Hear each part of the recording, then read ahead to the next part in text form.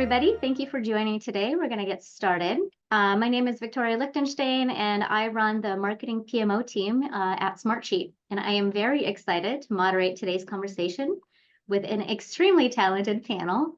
For those folks that are able to chat, please feel free to jump into our chat, drop any questions at any time. We do have a team of folks monitoring, so drop those questions in throughout the presentation. I would like to take a minute to let the team here introduce themselves before we jump in. Darren, would you like to go first? Sure, happy to. Hi, everyone. My name is Darren Schnitzer. I'm the VP Director of Project Management at Innocean. We handle advertising for some brands that you might have heard of, Hyundai, Genesis, a couple big name brands that we work on. We top out around 600 plus people right now at our office in beautiful Huntington Beach, California, right on the beach. It's awesome. I'll go next. Hi, I'm Brittany Penn. I'm a senior event coordinator with Populous. For those who don't know what Populous is a global architecture firm, but I work in our event practice in cold Denver, Colorado. My main responsibilities are organizing all of our operations with all of our event partners to pull off successful national events. So my current workload includes NCAA Final Four, Super Bowl, and NBA All-Star Weekend. And I'll hand it off to Sarah. Thanks. Hi, my name is Sarah Cook. I am the Director of Brand Management and Content on the marketing team at Homecare Homebase. We are a cloud-based software solution specifically for home-based care providers. Our marketing is geared towards home health, hospice, personal care organization, leadership. Our marketing team is fairly small, in-house team, and I lead the brand and content team, but I help out a lot with marketing processes and team processes overall. Awesome. Thank you all so much for being here today. So before we dive in, I am really excited to introduce Smartsheet, the enterprise work management platform. Smartsheet empowers organizations to innovate and achieve results faster, securely, and at scale through effective collaboration and streamlined workflows. By united people, content, and work, Smartsheet provides powerful capabilities that revolutionize the way teams operate. Smartsheet makes outcomes reliable, keeps your data safe, and ensures everyone is on the same page, making it ideal for organizations seeking efficient, impactful, collaborative work management. So today we're excited to talk about marketers and creatives reaching their full potential. So let's dive in. In the ever-evolving landscape of marketing and creativity, one truth stands out. No two marketing and creative roles or organizations are the same. Each day, marketing professionals and creatives navigate a world that is as diverse as the audience they aim to reach. So from small startups to global corporations, the strategies and tools vary so widely.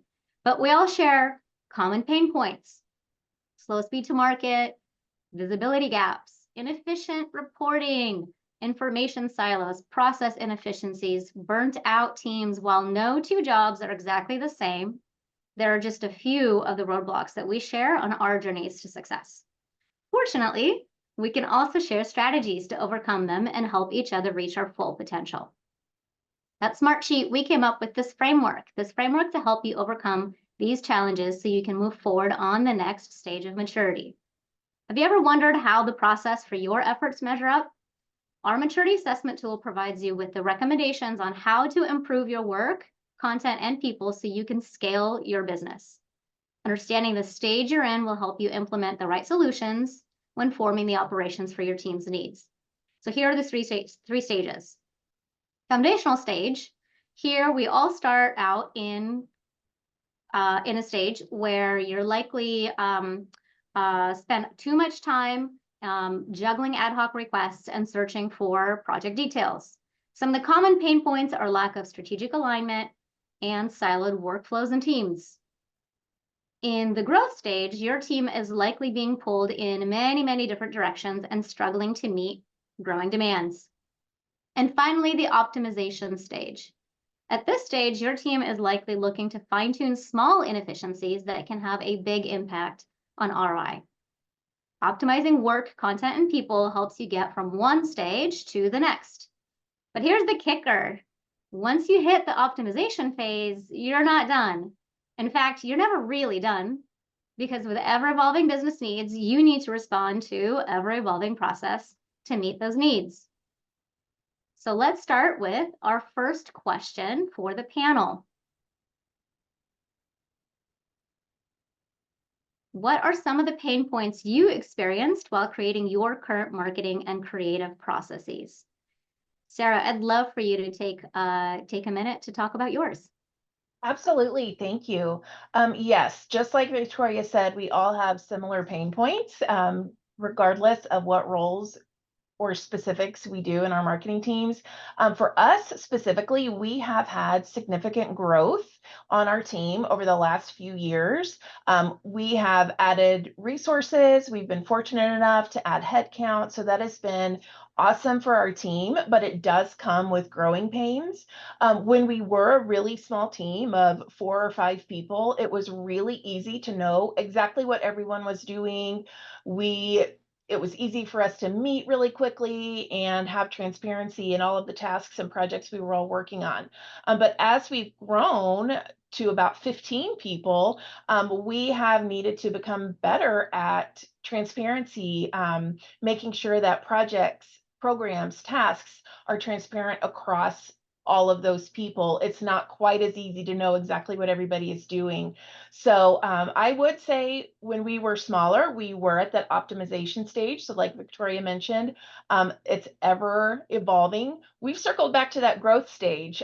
We've grown in resource count, and we're also growing again in our redefining processes, understanding how technology can help us with these pain points. We have been able to use technology, including Smartsheets, work apps, for example, to help us stay really transparent with our projects. We've been able to hire new roles to keep things moving along. So right now we are in that growth stage because we specifically have been growing our resources. So that's one of our main pain points right now. Transparency is so important. Thank you so much for sharing. Darren, how about your experience? It's a lot like what Sarah says. I can commiserate a lot. Growth and maturity is really cyclical, right? It for sure does change as you move and go. I know we've used Smartsheet for like 7 years now. So I'm just using that as an example of how we've changed, where we started with 20 licenses. We're just using it to make schedules. We've since used it to create intakes and a lot of different things, and that's been great.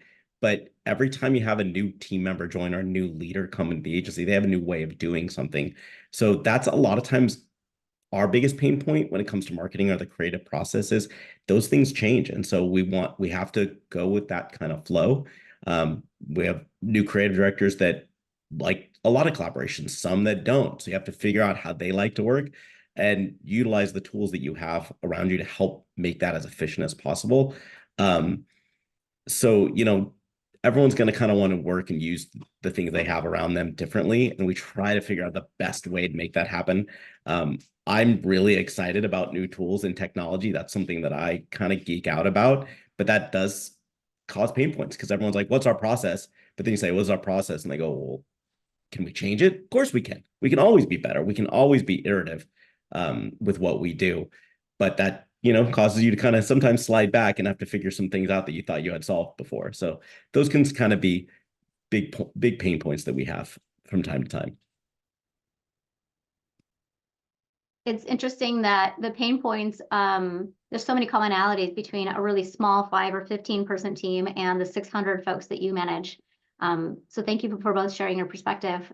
Brittany, how about you? Anything that you'd like to share? Yes, for sure. I really relate to Sarah and Darren, even though I'm more in the event management space. Typically, when we come in and we start working on an event, we are very much at the early stages of trying to get everybody together and house all of our information in one single place. Planning for an event, it typically takes 18 months out, and you're working with 80, less or a little bit more groups at one time. So as we go through our planning calendar and we make decisions month to month, it's really important that everyone has the latest information and we're all moving together as a unit, especially when groups are hopping in and getting onboarded at different times. So Smartsheet has been really helpful as a single source of truth, is that where you're going right there, then and there is the latest information that is available. Another pain point too is that even though it can be really easy, a lot of people email information and then before you know it, there's 5 different versions of a document floating around, and then people are making decisions based off of something that's outdated. So those are pretty much the early pain points that we try using Smartsheet to kind of bring everyone together. Yeah, emails, no source of truth for info. I mean, before we got on the call today, right, we all got together earlier and had this, what I feel like was kind of a therapeutic discussion, listing out all of our common pain points. And, you know, I've had and have heard very similar pain points talking with many other customers of Smartsheet. So we took the liberty of summarizing these pain points. And so for the folks watching today, you know, this is what we've connected with for our group. Are there any that resonate with you? Perhaps maybe at least 1 or 2 that really hit home. Did we miss any, right? Anything that you want to share? So feel free to drop those into the comments so we can commiserate together. So when assessing your marketing maturity, it is really important to understand where you're at today in order to know what you need to do to move to the next stage. So now that we can all agree on these main and shared pain points, we're going to dive into some solutions that you could consider. So how did you go about addressing these pain points? And how did that change your process? Darren, can we start with you? What are steps that you take to address the pain points that you just mentioned earlier? Oh, I would love to start, Victoria. You're right. They've come from so many different places. Again, we deal with a large kind of group that we deal with. And a lot like Sarah and Brittany said, it's coming from a lot of different places. So I might have one type of person that's like, I only want to work on email. And yes, that is an exact quote. I only want to communicate via email. And then you have someone else who loves, you know, another Teams or iMessages or something else. And that's a big pain point. How do I control all that communication? Well, you're not always going to be able to find the best way to do that, but we can control some things of intake and formal feedback. So we did create a lot of intake processes to at least track when a client asks for something versus something coming in internally, even as simple as opening up job numbers. Those used to be an email that came through years ago. And we created a simple form that's really easy. And I was actually worried about adoption. But when you make something really frictionless, really easy for someone to see the value in it, it really helps with adoption. And before you know it, that's just the process, and it's just simple. And it's really, it really is helpful to organize your workload, to look at everything you have going on if you make it really easy for everyone to see and see the benefits of those things. We are constantly improving that process. It's kind of an iterative process, like we kind of mentioned the last thing. I challenge my team that I work with. There are about 24 project managers on my team. On a yearly basis, I say, all right, let's look at our processes, look at our sheets. How can we improve? What are we using? What are we not using? Is there something we can do to get better? So you have to be willing to change, and that's one of the best ways, because new pain points are gonna emerge as the years and the types of projects come on. I mean, we're all probably dealing with the advent of AI right now, and that is amazing and great, but also legal's probably having a field day of telling you things you can't do. So those are just the current pain points of what we're doing, but it's also really exciting to learn how we can use it to make our jobs easier and do better work. Yeah. Brittany, I just saw you head nodding and that, wondering if you wanted to share your experience as well. Yes, when Darren mentioned the point about legal having a field day, we've had some legal meetings recently just because of all the technology that's been advancing. And then just kind of what he had said, everyone has their own way of doing things. Again, because my company, we're more of a consultant, so we jump in to help people provide structure.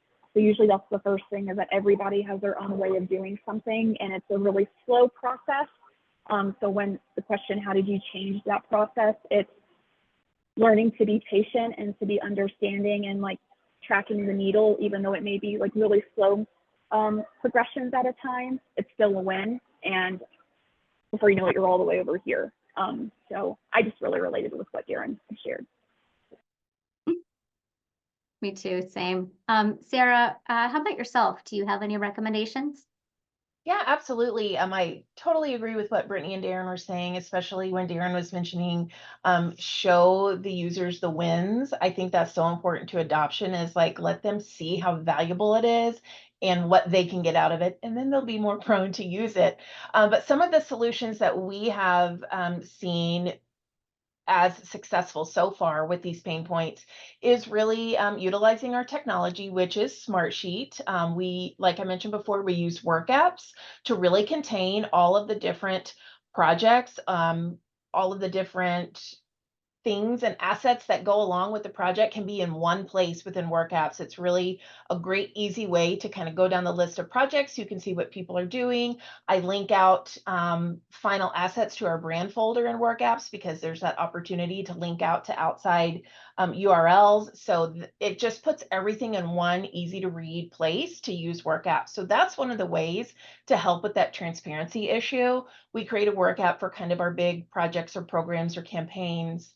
Also keeping the communication within the one technology. Like was mentioned earlier, it is so hard to keep communication in one place, but we really try to keep all of our communication within Smartsheet, the conversations within Smartsheet, projects, and then also the proofing tool we find really, really valuable. That keeps all of those version histories in that Smartsheet project using that proofing tool that's embedded right there within the platform. So those are a few ways that we really helped kind of address these pain points. It really helps where when everybody can know where to look, they can self-serve the information, they can see exactly what's going on, they feel empowered, they don't have to go try and hunt it down. So that's just really important for us. And we've also implemented some new processes along the way to go along with the features within the technology. So those are the main things on what we've done to address these pain points. Yeah, and I do think it's so nice that you brought up the tools that you use to you know, that are without a doubt part of the processes that you stand up. So that's actually where I'd like to go next. I want to dive into a few of the Smartsheet capabilities that get into the heart of the challenges that we talked about.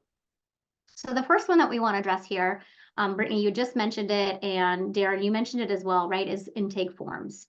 Intake forms can help easily collect error-free and consistent information from both internal and external stakeholders. So, Brittany, could you maybe expand a little bit more on how they've helped your team? Yes. So forms are so lovely. Like I had shared before, we bring a lot of companies on board to try to organize all of their planning. So forms is really a not, what's the right word, intimidating approach to collect information. It's so much better than pulling up a spreadsheet and dropping information manually versus just sending out that form and capturing it all at once. What's really nice is that you can format the data. So sometimes when people put in their phone numbers, they may add a couple digits or leave some digits off. Same thing with emails. It really saves time for you like having to go through and clean up a bunch of numbers and letters. So that's really great. And then on the back end, you already have a beautiful sheet of all of your history, where everything is, and it's just historic data that you can reference moving forward as well. And you can link it to other sheets, you can link it to other dashboards.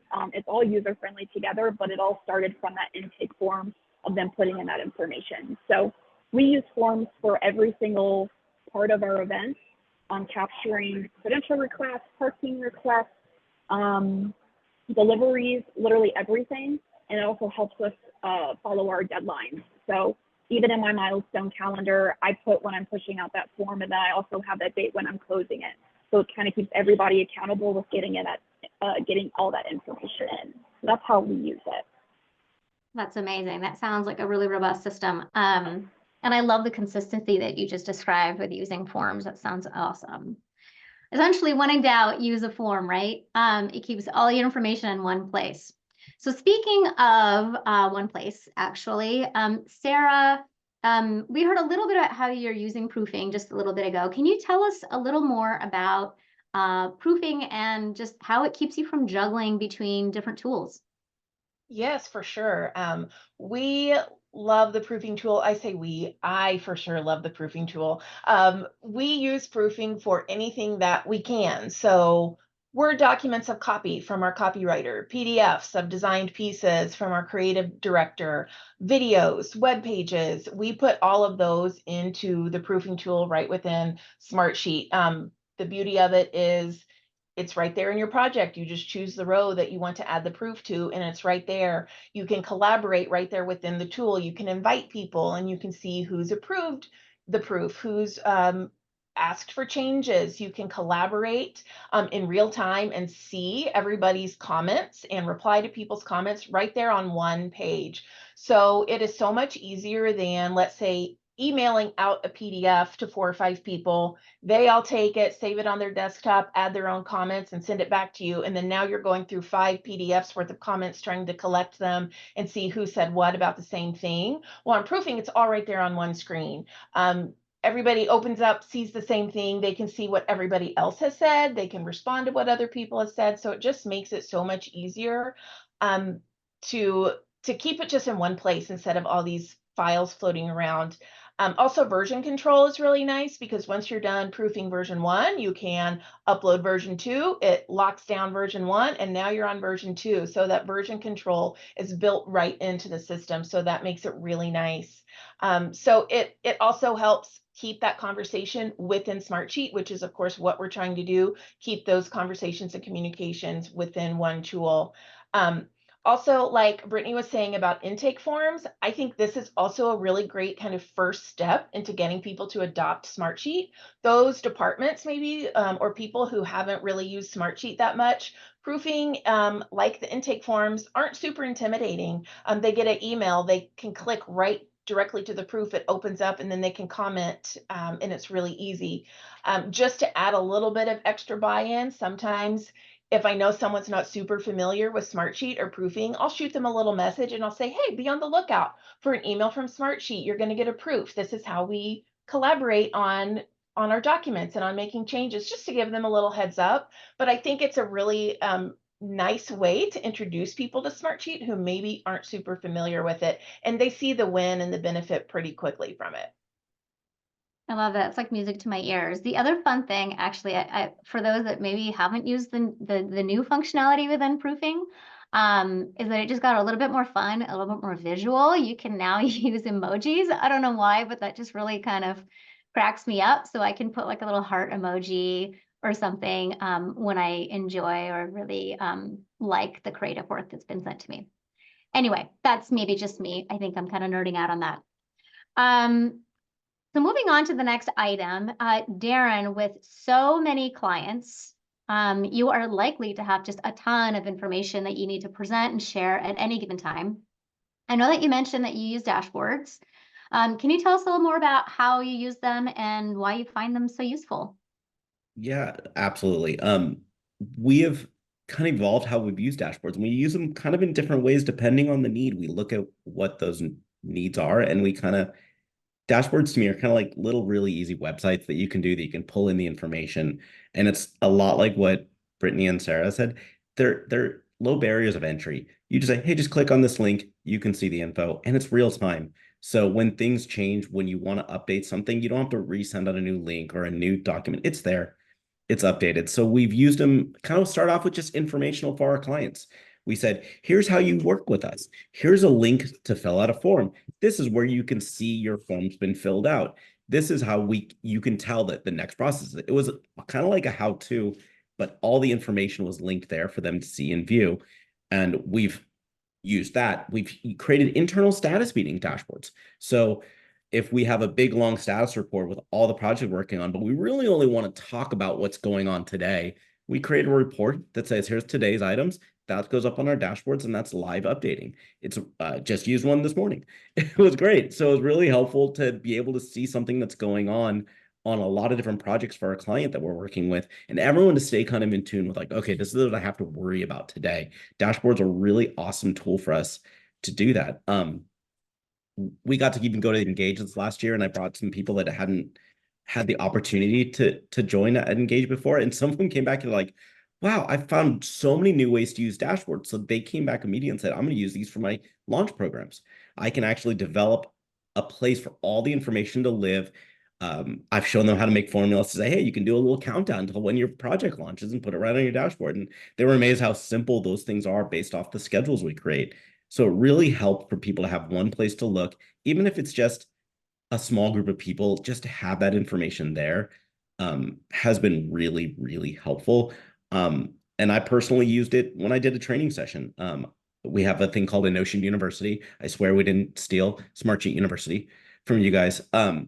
But we created something where we do these little sessions. A 100 level class might be to teach about a department. 200 level classes for people within that department to learn kind of how we work and how you do your job there. And 300 level classes really are allowing us to take people deeper into some of our tools. And I really had a cool opportunity to take actually a lot of people at our agency through Smartsheet. And one of the things I did is I did a little survey in a form. I gathered all the information, created reports, and created a dashboard so I could show them live their responses. It helped me prepare for the presentation. I knew a lot of people were beginners and knew a lot of where people want the questions they wanted to get answered. And I was able to tailor my presentation for that. And now I have a live backup that shows how I was able to teach it, what people were thinking, and I could send out a post survey as well and add that to my dashboard, which is a really cool live look at the information that we had coming in for that project. I actually had a lot of fun doing it myself and presenting that. And I had about 80 people, so about a fifth of the company joined for that one hour session, which was pretty fun, pretty exciting. So I love being able to use dashboards, and I am really excited about the new color features that have just launched. I wasn't able to use it for my dashboard, but my next one, for sure, I will be using it. Actually, the color features for sure. I just set up a dashboard for our department leads to help them stay informed on our marketing team and what we've prioritized our work. And it's so nice to just to have the list of projects, all the project data points, all our resource capacity and everything available in one place. And I, just like you, Darren, I completely nerded out when designing it because I was using the new dashboard themes. And it was so easy to make my dashboard look professional and not like a kindergartner. Like my design skills are not that awesome. So I love that I could really elevate the way it looks. And it just really, truly helped me focus on what's important and to share with my entire leadership team. It just made us look good, basically. So I agree with you on that excitement for the new color features. All right, so now that we've covered a few of the tools that our speakers use currently, let's talk about some future optimization plans. Now, I already mentioned that no one ever reaches full marketing process optimization, but we're all striving to do our absolute best. And obviously, our needs as marketers are constantly evolving and changing. So the question is, how are you hoping to improve your processes moving forward? Sarah, I'd love to start with you. Sure. Yeah, I think that we definitely want to start using resource management features within Smartsheet. That will really help us, on that aspect, especially since we are growing in headcount. That will help us see where people are overworked, where people are overutilized, underutilized. I think more and better reporting, which I think really will come from another thing we're doing, which is setting up standard templates for different various projects. We have some templates already, but we don't necessarily have standard operating procedures on when to use a certain template and make sure that everybody is super familiar with which templates to use. So I think that templates will set ourselves up for success on the reporting because we will make sure to have the correct columns, the correct cells, the correct fields and sheet summary to be able to pull really clean reports. So those are some of the things that we're doing to optimize, really come up with some standard operating procedures around templates that will ultimately feed into some better reporting so we can see what we're doing and we can make sure that we're utilizing our resources to the fullest. Darren, what about yourself? I'm going to mimic Sarah. We're actually looking for resources and resource management. It's funny, we've used the legacy resource management for years now, but on small task-based teams. So things that are very rhythmic and waterfall processes. But when you're dealing with some of the bigger ones, it's been harder to use that. So we're trying to find ways to utilize resource management better. We've come up with some very creative uses for Smartsheet to do that. But we're also looking to kind of visualize for people a lot of what it is. When you develop campaigns, I think I talked about at the beginning that things change. New people come in, the need changes. So try to find ways to create new processes along the way. I constantly get asked for how do we develop a big campaign? How do we include, 50, 60 different people that are working on different channels that all need to stay aware, but you can't put 60 people in every meeting. It isn't efficient. So how do we optimize that? How do we bring people in at the right time and flex people in and out at the right time so that everyone's aware, but only the right people are needed? You don't have only 4 people talking on a meeting of a ton of people or something like that. That's really what we're looking to optimize right now. And I'm actually really excited. I'm going to show my boss in a few days exactly how I've thought of using Smartsheet and some of those templates that Sarah was talking about of creating like a template of creating projects and rolling and spinning up these projects that make sense, but they're adjustable for the need. So they're not too rigid because that's really hard for us. Everyone likes to work different. Every project's different. So try to give everyone the guardrails they need. So I'm really excited about the ways we can optimize that in the future, and hopefully coming out with really great work, because that's the exciting part. That's why we do what we do, is to really do some fun, cool, innovative stuff. And I don't want people to get bogged down with the process or how we do something. It needs to be kind of frictionless. They need to feel that the ideas come first. Mm-hmm. Yeah, I completely agree with that. Just get some of the process out of the way so people can truly focus on things that are the work that's most meaningful to them, right? Well, I Right. love, oh, sorry. I said, right, totally. We're also looking at some of those things where they're how do we automate some of these things? And I know you guys have some great tools, and we're in the processes of figuring out how to make people's lives a little bit easier for repetitive tasks. So how do we do that when we have so much going on? Yeah. Well, I love hearing what you're working on, and it's actually a really nice transition. So what we just talked about, right, were 3 capabilities that, again, the intake forms, proofing, and dashboards. And what's really nice is that as we just mentioned, they're all really easy entry points for someone who's new to Smartsheet.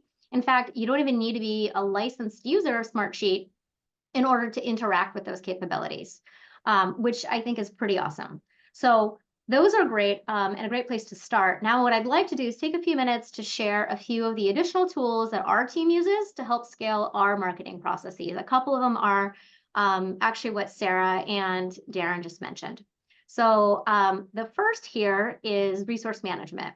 So my team, actually, we use resource management to track our team's capacity, and we track both our current and our planned projects. So here we have a view of current allocations, and you can see and also even resolve any potential conflicts. So for example, that little line in red is a potential conflict that we would then go and try to resolve and reallocate that work to another individual. We can confidently forecast business needs in real time with resource management. And we can also take a look back at data and analyze the data for trends throughout the fiscal year, so we can actually forecast in advance. What else do we do? Like this visibility here, I guess, essentially it enables us to make really, really informed decisions and realistic project commitments to our leadership team, right? So resource management helps, it informs our project prioritization process. So the dashboard that I mentioned earlier, where we actually place our resource management, we embedded it on the dashboard, and our team uses resource management to see what capacity we have. So we meet on a monthly basis and we make decisions as a cross-functional team, taking a look at what projects are top priority, and then we adjust our start and end times based on when people can actually complete the work, which I think is just so foundational, but also groundbreaking, because we actually have this information available at our fingertips at any time. So that's resource management in a nutshell for us. The next item I want to quickly share is Control Center. With Control Center, this is a little bit to, Sarah, to what you were talking about templatizing. Same with you, Darren. How do we eliminate some of those repetitive tasks, right? So our team, we use blueprints, which are essentially like templates that we create within Control Center. And we use these to stand up new projects. So what we've done is we've created our blueprints that include a series of really standard project artifacts of things like project plans, dashboards, right? We have like our races and other templates already in this blueprint. And that includes dashboards as well, and which are already pre-built. And they share connected information that actually came in from our intake form. So you don't need to create any of these items from scratch, nor do you need to copy or paste any of that project information that came in from the requester. It's all pre-built and pre-filled out in our blueprints within Control Center. And it really helps reduce that time that we need to getting the project set up.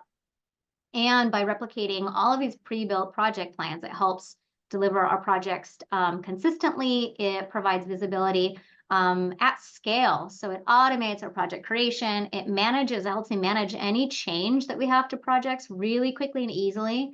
And I can change templates globally for all of my projects and all of my active work. And it aggregates reporting. So you can report across the entire portfolio of work. So like Sarah, like you were saying, instead of making sure that your templates have the exact same titles and names of all of your columns in Control Center, because it's a template, you don't have to go into multiple templates to do that. You can actually have it all consistent, all within Control Center. It really is an amazing capability, and it's really truly helped us move from ad hoc management to managing a portfolio of projects, really, really, truly leveling up our team's maturity. So a game changer for us. I absolutely love our Control Center system. And last but not least, Brandfolder, which is our digital asset management platform. Darren, I know I've heard you mention and multiple times, and that you've also spoken at our Engage conference about your team using Brandfolder. I'd love to invite you to share a little bit about how your team uses it with everyone here today. I know you manage hundreds, maybe thousands of assets on a daily basis. I don't know. We do a lot. I think we're over 100,000 assets are live on our Brandfolder DAM site right now. Of active ones, obviously we have some images that we can't use. It really helps people find what they're looking for when they're working on something. We have quite a few art directors. I think our creative team is maybe 150 different people, maybe even more than that. I'm probably not even sure. But when they have a place they can go to find the assets that they're looking for, to pull them down, even to see the usage. So if someone pulls something, I can quickly look at a comp and go like, wait, where'd you get that shot? We don't have usage on that. You need to pick the new one. Or it's a great place for us to see all the information on that. If it was a TV spot that was done 3 years ago, hey, who do I reach out to in business affairs to make sure that we can still get usage rights or whatever that was. We use Brandfolder for that. Obviously, some of the new AI tagging features can be really helpful when we're uploading a lot of this, the information, the images, and the video and pieces like that. It's a great way to easily store, manage, and kind of know what we have going on. I just took our new head of PR through it and say, hey, is there a way you want to use for ourselves, our own company, a PR search feature within the DAM, so you can put all your press releases that you resolved. If you need to share an asset pack to a publication or a website, you can link it all here and give them, a timing on when they can download it till, and then you can lock it up again. It really allows a lot of freedom, because I'm guarantee you all on this call realize that, oh, wait, I can't see that image that you linked over to me because I have a firewall. Can you send it to me in a different way? And all the different ways we have to send and share files outside of our organization. Brandfolder has been a really big help for that. A great way for us to share and centralize a lot of the imagery that we have. And like I had kind of noted, I previewed before, we're looking at ways we can use content automation here in Brandfolder to help us create things that are one design but have a lot of different information. So just a great example of that is we might tag over 150 TV spots a month just for certain regions within the country. And it's the same kind of end tag, but it might be a different offer, and the legal changes and the price points change. We have to do all of those things as graphics. Right now, you have to have someone physically open up a file, change the edits out, save it out, and then you go and edit it. We're looking at how can we automate that so we don't have to spend that much time doing that. People can spend more time creating as opposed to doing something much more menial, but still look great and still be able to get the right information out quicker. That's the things that Brandfold really help us do, Yeah. and that we're constantly looking at getting better and using it more and more. I mean, I don't think truer words about an agency could be that more than time is money, right? Like brand consistency, absolutely really important, but with agencies, you absolutely want to focus on the things that are most efficient. Yeah, I love that. Thank you for sharing that example. So we actually have a few minutes to talk about to do some Q&A actually. So we've got about 5 minutes or so. So feel free to please drop your questions in the chat now if you haven't already. And as we've been sitting here, folks have been collecting a few questions for me. So I'm gonna start off, but please feel free to keep dropping your questions. I've got one here for Brittany, I believe. Here's the question. I work with clients who may be in a wide range of marketing maturity. What are ways to work with clients in the foundational stage of maturity, so the low maturity? Yes, this relates exactly to the work that I do as we bring on new partners and cities for all of our events. So kind of diving deeper into that, typically once we get to the end of our planning cycle for like a final four, we really use Smartsheet while that event is taking place to bring in those new partners so they can kind of see how Smartsheet already operates before they even jump in at that entry stage. So we kind of give them an opportunity to observe, to click around, to be curious and kind of see how we already do it in a different city. And then we transfer it over and we do something a little bit similar, like Darren had mentioned. We do a training at each of our first monthly meetings. So we bring everybody in a room. It's about 200 people. Everybody opens their laptop and I go through what they've already been, or what they already have access to. And then I convert it over to then what is relatable to their city and kind of point out the similarities so that they're already familiar with the process at that foundational stage. Awesome, thank you. Next question is for Sarah. My marketing team struggles adjusting to process change. Curious what steps you took when your marketing team grew and you had to adjust your marketing processes and roles and responsibilities. Yeah, that's a really great question. And I would say we are still doing that. We haven't gotten to the end of that, but I mentioned it before and I'll say it again on the standard operating procedures. We are in the process of creating SOPs for how we expect people to use Smartsheet, how we expect people to use proofing, along with supporting and educational documents that will support those SOPs. I can't assume that everybody knows when I say go create a new workspace that they know what that means. So we also need educational documents and to be really, really clear with people on what we expect and educate them. So we are creating a series. I'm working with our project manager right now, creating a series of SOPs and supporting educational documents that really just go through some of the basics of Smartsheet. I think it's really important to just not assume that people know what you're talking about. I'm in Smartsheet all day, every day, but I can't assume that everybody else is. So I really need to give them the best possible chance to succeed by educating them on what Smartsheet is, what the expectations are, and then some tips and tricks that we've learned as well, so they can see how helpful it will be to them. So we're still in that phase, but those are some of my key things right now that we're working on. I love that you just mentioned, and Darren mentioned earlier, and Brittany, you as well just now, just how committed you are to helping your team adopt Smartsheet and just educating everyone that you work with on Smartsheet in general. So actually, the next question is around that same theme. Maybe Darren, you can take this one. You mentioned Innocean University. The question is, how do you get your team to adopt new tools and actually use them? Maybe a little more detail if you have on that topic. Sure. Gosh, it is kind of hard to detail because it's kind of so personal by how you do it, but a lot of it is creating advocacy. We talk about advocates a lot in brand marketing, and that's how we get people to use the products we're selling. Well, that's kind of internal too. You need to have, if you have a tool, you have something that you really believe in, a lot of you believe in, people are going to be skeptical right away. But if you try to create trusted advocates for the tools and say, this is the reason that we use it, and then show them. Sarah's kind of talked about that. We want to show them how easy it is. Like we're trying to make your life easier. That's the goal. But you almost want to create those advocates to get everyone to trust that person. Oh, that person, Darren, he knows how to use it. I'm gonna go to him to ask it. I get asked a ton of questions all day long. Like Sarah's, I'm in Smartsheet a lot. I get asked those questions, even from people that I know are probably even better at it than I am. But I show them what it can do.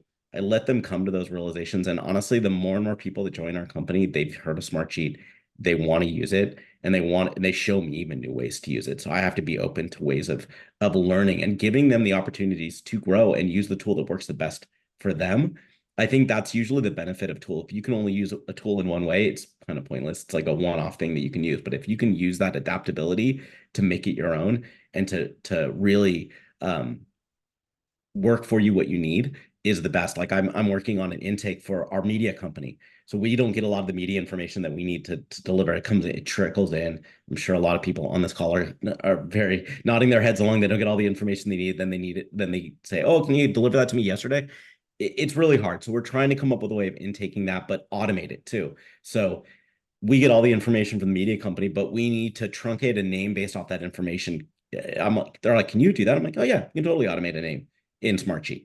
And those kind of things just open people's eyes and make them excited that we can do what they need right away. That's usually how I get people to want to use the tools and adopt them really quickly because they see the value in it. I love that. I love that you're basically saying that you can get creative within process. Process to be such a dry word. But truly, I feel like with Smartsheet, you can, there's really no end to what you can design within the system. So love that. Brittany, next question I think is for you. What are all the ways that you leverage Smartsheet and other technology or tools to enhance operational efficiency in event management, from attendee registration and engagement to logistics and feedback collection? Yes, that's a big question because the opportunities are endless. We always say at Populous, we like hack the system and we use Smartsheet in a different way.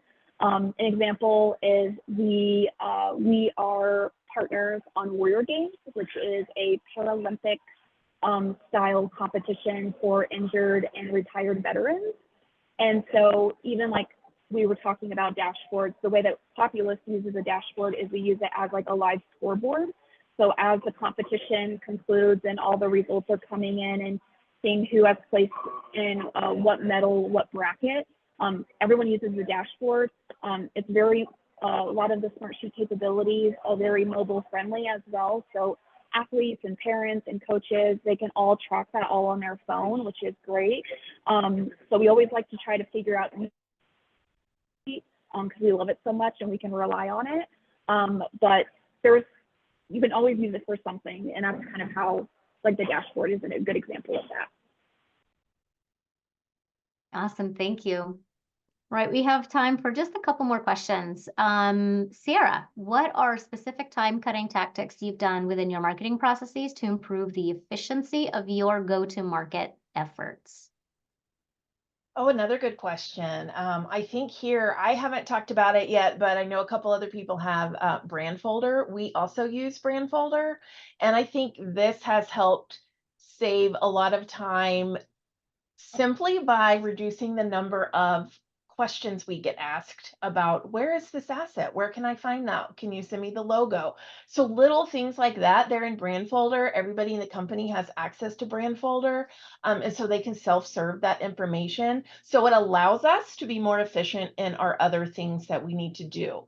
So hearing y'all talk about Brandfolder, I was reminded that, oh, I haven't even mentioned that yet, and that's such a huge thing for us is to use Brandfolder and the integration between Smartsheet and Brandfolder, that whenever there are final assets, that's another way that saves time. There's final assets in the Smartsheet project. I can use that integration and I can just click of a button, send that final asset over to Brandfolder, put it in the right collection, put it in the right section, and it's ready to go. So I think Brandfolder has helped us a lot with becoming more efficient in different things, from allowing the whole company to self-serve information to getting those final assets out there for people to use. Thank you. All right, final question, and we'll close it out. How do you structure your agency's marketing operations to maximize efficiency and productivity? Darren, I think that's for you. You really got to give me a nice, easy one at the end. Got it. It is tough to do this. I kind of go back when I first heard you say that, I started thinking about what's the first thing people ask me when a new project comes in or what we need to do, and that's, can you give me a schedule? And I think a lot of us probably not, and that's the first thing we need to do. So one of the things I can do is if I can create that schedule kind of quickly, it's really helpful to get people knowing what we need to get moving along. So it's as simple as a templated schedule that I have all my dependencies linked through. I know it sounds really trite, but to me, it's so simple of getting something out there like this is when we need to start. Or I even try to get really forward thinking of thinking about what did we do last year? Are we gonna have to do that again? That's how you kind of keep people aware of what's coming up. Hey, don't forget, we have that Genesis Invitational tournament every single year in February. We shouldn't be surprised by the workload. Let's start thinking about it ahead of time. The other thing that we do to kind of help create that efficiency, obviously there's a lot of things, getting kind of the questions out of the way, letting people do their job is a great part about productivity, but we also want to look back. So the dirtiest word I think in marketing a lot of times is postmortems, because we all hate them. And they turn into kind of places where people can complain. So we're actually working on ways to do those things. We debuted a new name called the Feedback Forum. So that's not so frightening for our team members, but it allows them to look back on the good and then talk about how we can improve that next time. What was a challenge on that particular project? How can we get better? And then looking at that the next time we start a project, where can we improve that stuff? So constantly, we've talked about iterativeness a lot within the software, but also within our own, how we work. That is one way we kind of make our operations improve constantly. You're gonna run into those things. You're gonna get a roadblock. You're gonna get a change. Someone's gonna think something's approved and not approved. You have to fix and you have to be nimble, but you can't let processes get in the way of that. So like you said, Victoria, it can be a dirty word. The idea is the process should be very transparent. No one really sees it. It's just we know what to do next. When something happens, we know what to do next without having to, oh, let me look at the process, or hey, this is off schedule. No, we have to be able to improve and be nimble on how to do that. So for a long-winded answer, we try to really be introspective of how that works and constantly improve and think about it and what can we do better next time, and not be finger pointing, because that doesn't really help anyone. That's at least what we do. Yeah. Well, thank you to all three of you so much for your insights, your tips, your tricks, and your passion, honestly, for Smartsheet. I appreciate you taking the time today. That is all the time that we have left for today, but we have some resources for the audience here that might help answer any questions that maybe we didn't get to today. Located in the resources section on the webinar platform that you're in right now are some of those follow-up resources. The maturity assessment provides an opportunity to assess your current maturity and when it comes to your marketing and creative teams. Or you could also reach out directly and somebody at Smartsheet will be more than happy to assist you with the assessment and answer any other questions that you might have. So feel free to check that out. Again, thank you all very much and have a great day.